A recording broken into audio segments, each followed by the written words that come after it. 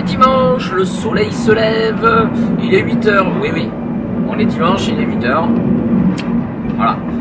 Bon, c'est pas pour rien, aujourd'hui, on va aller ensemble essayer le circuit de vitesse de Nogaro.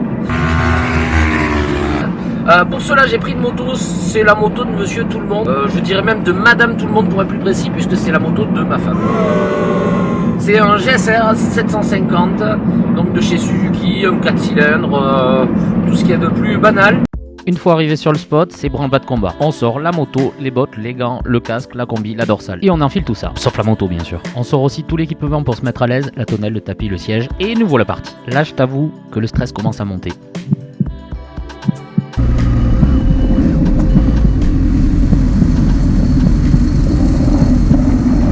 Là, encore plus.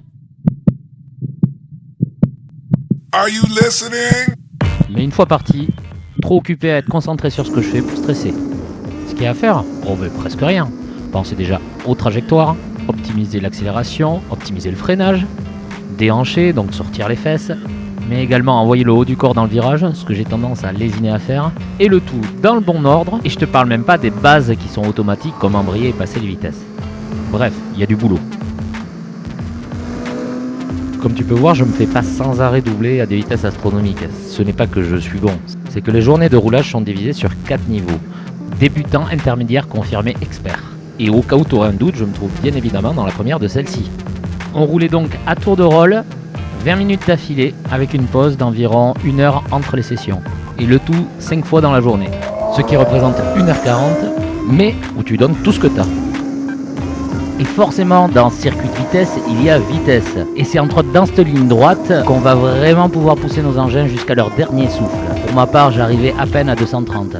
Mais je pense pas que la titine à maman aille beaucoup plus loin. Allez, je t'amène faire un tour avec moi.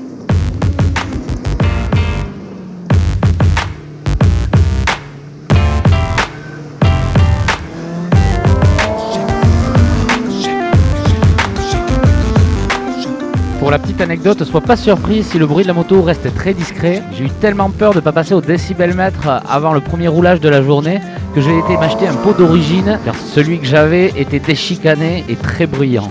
Même ma femme m'a dit mais t'es fou d'avoir acheté ça, tu m'enlèveras cette horreur avant de me rendre ma moto.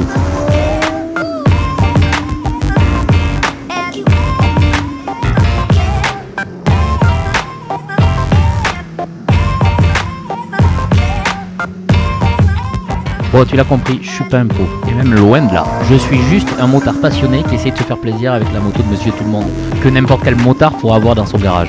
Et si moi j'ai pu le faire, tu peux le faire aussi. Et pourquoi donc ne pas venir tourner ta poignée d'accélération jusqu'à sa butée sur un lieu sécurisé sans avoir peur de te faire flasher, ou à la limite par un photographe. Plus tu viendras titiller les limites de ta bécane. Et en prime, j'ai quand même doublé dans la journée. Bon, il y avait peut-être des problèmes moteurs. Si tu veux te lancer sur circuit, il y a quand même quelques petites choses à savoir.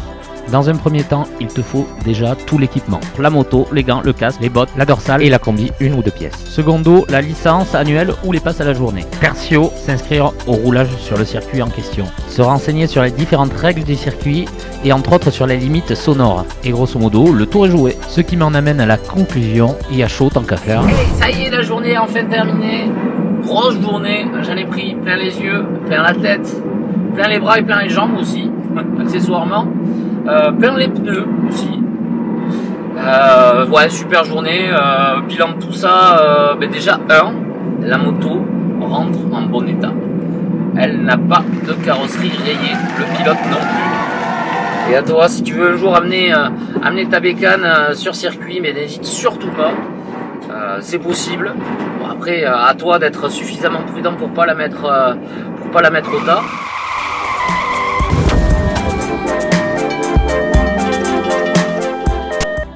T'as les cartes en main pour essayer et on se retrouve bien sûr sur une prochaine vidéo pour de prochains tests.